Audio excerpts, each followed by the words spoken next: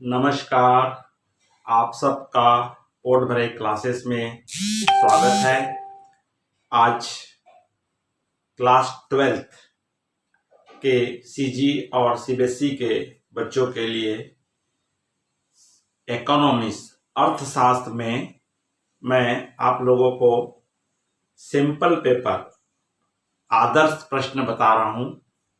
ऐसे प्रश्न जो आपको एक अंकी प्रश्न के रूप में पूछे जाएंगे, जो आपको एक शब्द में या एक वर्ड में आंसर देना होता है।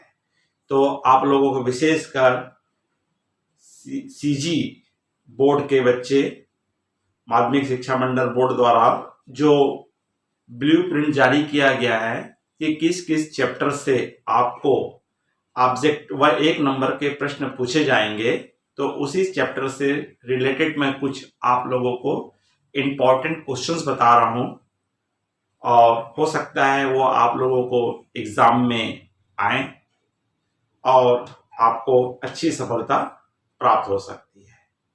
अगर आप लोगों ने इस चैनल को सब्सक्राइब नहीं किया है तो तुरंत सब्सक्राइब कर दीजिए, क्योंकि आपको एग्जाम तक कंटिन्यूस इकोनॉमिक्स, बीएसटी और अकाउंट के आपको सैंपल पेपर में कंटिन्यूस आप लोग को देता रहूंगा।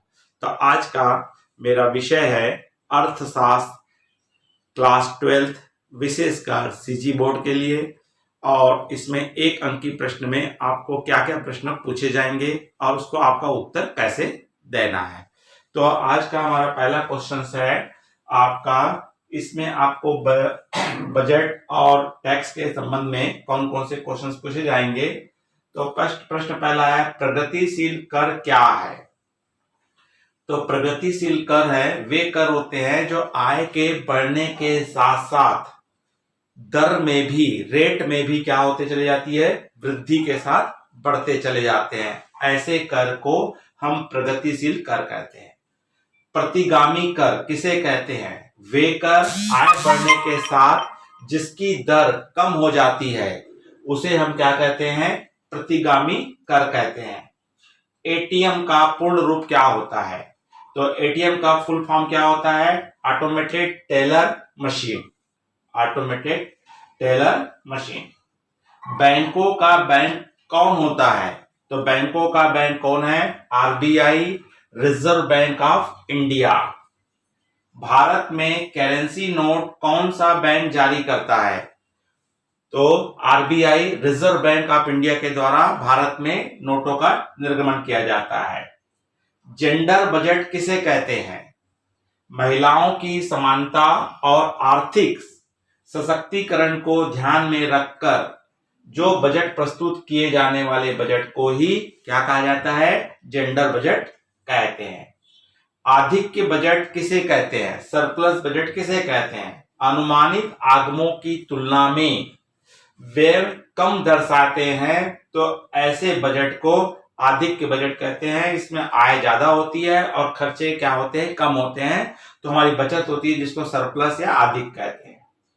भारत में रिजर्व बैंक ऑफ इंडिया की स्थापना कब हुई थी। तो भारत में रिजर्व बैंक ऑफ इंडिया की स्थापना 1 अप्रैल 1935, 1 अप्रैल 1935 को हुई थी।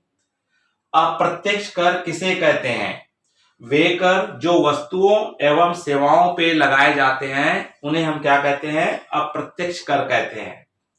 जीएसटी से आप क्या समझते हैं, एक प्रकार की वस्तुओं एवं सेवाओं पर एक ही दर वाला एकल व्यापक अप्रत्यक्ष कर है, जो 1 जुलाई 2017 से भारत में लागू हुआ है। भारतीय रिजर्व बैंक का प्रधान कार्यालय कहां पे है। तो भारतीय रिजर्व बैंक का मुख्य कार्यालय, प्रधान कार्यालय कहां पे है, मुंबई, महाराष्ट्र में है। राजस्व व्यय किसे कहते हैं, ऐसा व्यय जिससे किसी परिसंपत्ति का, किसी स्थायी संपत्तियों का सृजन नहीं होता है, उसे हम क्या कहते हैं, राजस्व कहते हैं, रेवेन्यू कहते हैं। बजट रेखा किसे कहते हैं, जब उपभोक्ता अपनी संपूर्ण आय को सभी बंडलों पर खर्च करता है तो इसका रिप्रेजेंट जो करता है उसे हम बजट रेखा कहते हैं। साख मुद्रा किसे कहते हैं? जब व्यवस्था में कोई व्यक्ति या फर्म बैंक से उधार लेती है तो उसे हम क्या कहते हैं? साख व्यवस्था कहते हैं। साख मुद्रा व्यवस्था कहते हैं। सांकेतिक मुद्रा क्या है? यह वह मुद्रा होती है जिसका आंतरिक धात्विक मूल्य उसके अंकित मूल्य की तुलना में क्या होता है? कम होता है। उसे हम सांकेतिक मुद्रा कहते हैं। मुद्रा जो मुद्रा का कार्य करती है, किसने कहा था? तो इसे हर्टले विदर्स ने कहा था। ऐच्छिक मुद्रा क्या है? जिसे जनता के मध्य स्वीकृति प्राप्त होती है लेकिन कानूनन द्वारा इसे लेने देने में के लिए बाध्य नहीं किया जा सकता। व्यष्टि अर्थशास्त्र क्या है? जिसमें व्यक्तिगत स्तर पर आर्थिक समस्याओं का अध्ययन व विश्लेषण किया जाता है, उसे हम क्या कहते हैं? व्यष्टि अर्थशास्त्र कहते हैं। इसमें एक व्यक्ति, एक फर्म, एक उद्योग का हम क्या कहते हैं? अध्ययन और विश्लेषण कहते हैं। समष्टि अर्थशास्त्र क्या है? जिसमें संपूर्ण अर्थव्यवस्था का एक समग्र इकाई के रूप में अध्ययन किया जाता है, जिसे हम पूर्ण रोजगार, पूर्ण आय, पूर्ण पूर्ति, पूर्ण मांग आदि का हम गणना, पूर्ण रोजगार आदि के इसमें गणना करते हैं, इसमें अध्ययन करते हैं। उदासीनता या अनाधिमान वक्र क्या है? जिसके विभिन्न बिंदु दो वस्तुओं के ऐसे संयोगों को दर्शाते हैं जो उपभोक्ता को समान संतुष्टि प्रदान करते हैं, उन्हें हम क्या कहते हैं? उदासीनता या अधिमान वक्र कहा जाता है। अंतिम वस्तुओं से क्या आशय है? उन वस्तुओं से जो उपभोक्ता व निवेशक द्वारा वस्तु के अंतिम प्रयोग के लिए उपलब्ध होती है, उसे हम क्या कहते हैं? अंतिम वस्तु कहते हैं। दूध का बाजार किस बाजार का उदाहरण है? दूध का बाजार स्थानीय बाजार का उदाहरण है। उपभोक्ता वस्तु किसे कहते हैं? मानवीय आवश्यकताओं की संतुष्टि के लिए प्रत्यक्ष रूप से उपभोग करने की प्रक्रिया में संलग्न वस्तुएं वस्तुएं कहलाती है।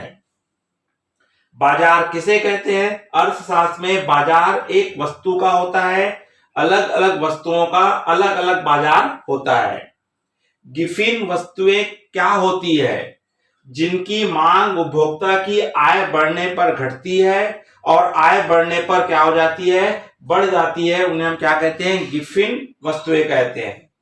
मध्यवर्ती वस्तुएं किसे कहते हैं? ऐसी वस्तुएं जो कच्चे माल के रूप में क्रय की जाती है, जिसको उत्पादन करने में उपयोग लाया जाता है, या हमें कह सकते हैं ऐसी वस्तु जो पुनः विक्रय के लिए क्रय की जाती है, उन्हें हम मध्यवर्ती वस्तु कहते हैं। अंतर्राष्ट्रीय बाजार किसे कहते हैं? जो एक देश के द्वारा दूसरे देश के, एक कंट्री के द्वारा दूसरे कंट्री से जो व्यापार किया जाता है, लेन देन किया जाता है, उसे हम क्या कहते हैं? अंतर्राष्ट्रीय व्यापार कहते हैं। मूल्यह्रास किसे कहते हैं? किसी भी स्थायी संपत्ति का दिन प्रतिदिन कंटिन्यूस लगातार उपयोग करने से उसके मूल्य में जो धीरे धीरे कमी होती है, उस कमी को ही मूल्यह्रास कहा जाता है। उत्पादन शुल्क किसे कहते हैं? तो किसी भी संस्था के द्वारा जो माल उत्पादित किया जाता है, उस पे लगने वाले कर को हम क्या कहते हैं? उत्पादन कर कहते हैं। तो बच्चों, ये कुछ प्रश्न थे, इंपॉर्टेंट प्रश्न है जो आपको एक नंबर में आपको पूछे जाएंगे। तो आप इन प्रश्नों को आप अच्छे से हल कर लीजिए, याद कर लीजिए। तो हो सकता है इसमें से लगभग प्रश्न आपको परीक्षा हॉल में आ सकते हैं और आप अच्छे नंबर से पास होंगे। इसके बाद मैं आप लोगों को इकोनॉमिक्स में आपको 3 अंकों में किस प्रकार के प्रश्न पूछे जाएंगे, 4 अंकों में किस प्रकार पूछे जाएंगे, 6 अंकों में किस प्रकार पूछे जाएंगे और 8 अंकों में किस प्रकार पूछे जाते हैं और किस चैप्टर से पूछे जाएंगे, इसके बारे में मैं आगामी वीडियो के माध्यम से बारी बारी से सिस्टम से आपको बताते रहूंगा। अगर आपको ये वीडियो पसंद आया होगा तो लाइक कीजिए, अपने अधिक से अधिक मित्रों को शेयर कीजिए, और अगर आप इस चैनल में नए हैं तो तुरंत सब्सक्राइब कर दीजिए, या अन्य स्रोतों से आप इसे देख रहे हैं तो आप अशोक पोटभरे यूट्यूब में सर्च करके देखिए, जिसमें आपको क्या लिखा रहेगा, आपको सब्सक्राइब रेड कलर से लिखा होगा, उसको आप पुश कर दीजिए और बेल आइकॉन को भी दबा दिए, जिसकी सूचना आपको कंटिन्यूस लगातार मिलती रहेगी। अगला वीडियो में मैं आपको अकाउंट्स के बारे में बताऊंगा। नमस्कार।